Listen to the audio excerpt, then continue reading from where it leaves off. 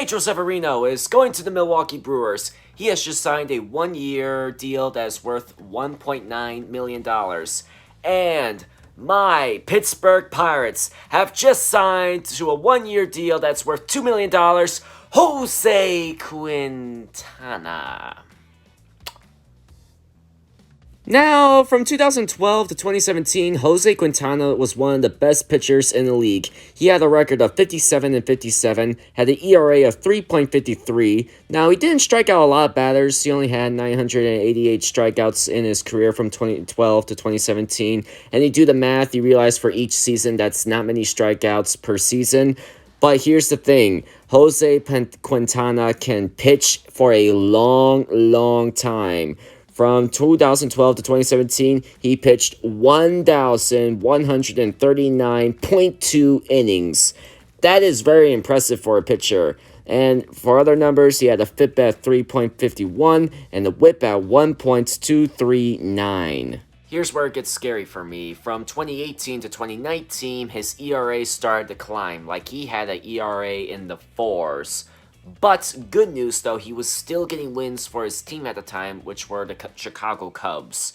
So that is a very positive thing. Even though you're giving up 1 million runs a day, you're still getting the team the W. Now, Jose only played 4 games in 2020 because he was dealing with injuries after his 4th start, so that missed the rest of his 2020 season. And then in 2021, he signed a one-year deal with the Angels. And then here's where it really goes downhill for Jose.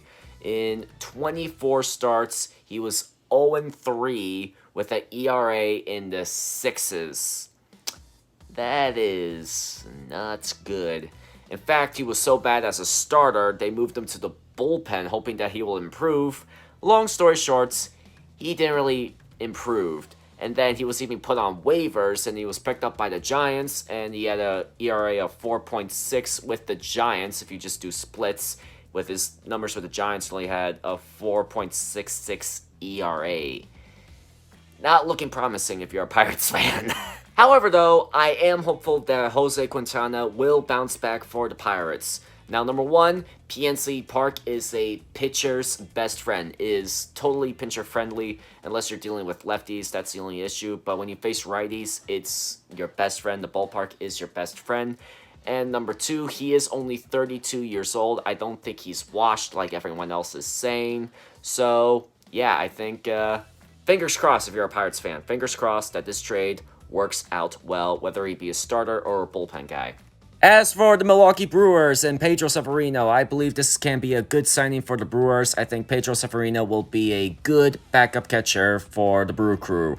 Now, part of the reason why I say backup catcher is because when he was a full-time starter for the Baltimore Orioles, he did not have a good season. He had 11 home runs, 46 RBIs, a .248 batting average, and an OPS of .690. Now, he did have good numbers against lefties, but against righties, they were much worse. He was like batting like .220 against righties.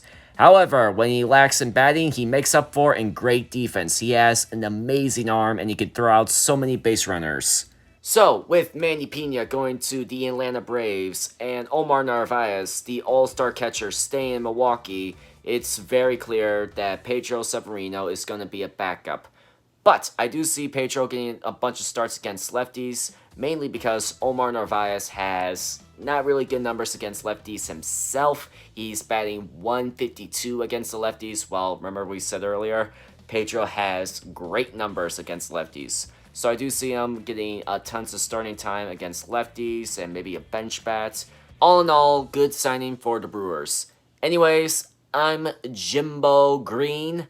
See you later.